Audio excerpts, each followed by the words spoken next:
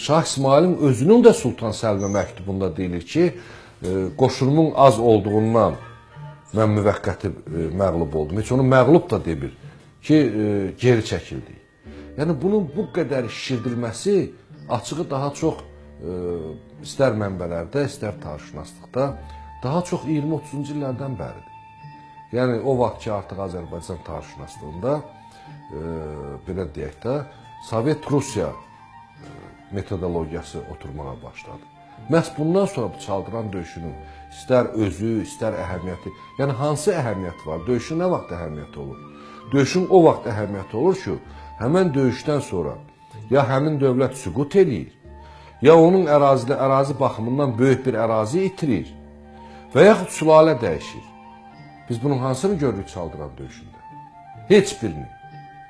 Hökümdar Şah İsmail idi, Şah İsmail hakimiyyətində qalır. Azərbaycan torpaqlarının bütövlüyü qorunub saxlanılır. 1555-də yalnız bu öz əksini tapdı. Yəni, indiki Doğu Anadolunun və indiki Gürcüstan Respublikasının qərb torpaqları, daha doğrusu Axıska və İmeretiya Osmanlıya verildi. Yəni, 1514-dən sonra biz bu dəyişikliyi görmürük.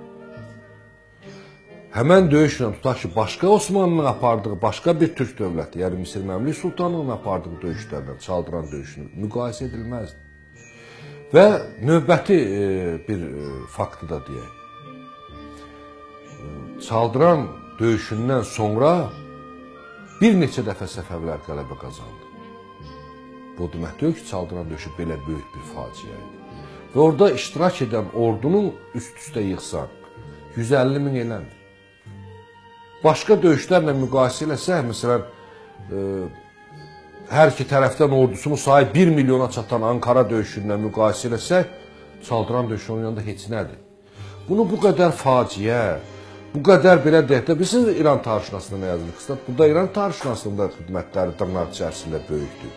Məsələn, Qərbət İran tarixşünaslığı onu qeyd edir ki, Çaldıran döyüşü İran dövlətçinin bünövrəsinin qoyulduğu gündür. Bunun İrana nə dəxli var? Bu iki türk sülaləsi arasında gedən savaş idi. Sıradan bir savaş idi. Necə o Malatya, Otluq belli döyüşləri eşitməmişik tarixdə. Həmən döyüşlərdən biri idi. Bunu bu qədər eşitməyə nə ehtiyac? Yəni, yenə deyirəm, mən bunu məğlubiyyət saymıram. Bu müvəqqəti geri çəkilmədir. Məğlubiyyət olsaydı, Səfəvilər dövləti süqut edərdi. Ən azından hakimiyyət dəyişikliyi baş verərdi. Bu müvəqqəti məğlubiyyət olmasaydı, Sultan Səlim ilə Təbrizdə möhkəmlənərdi.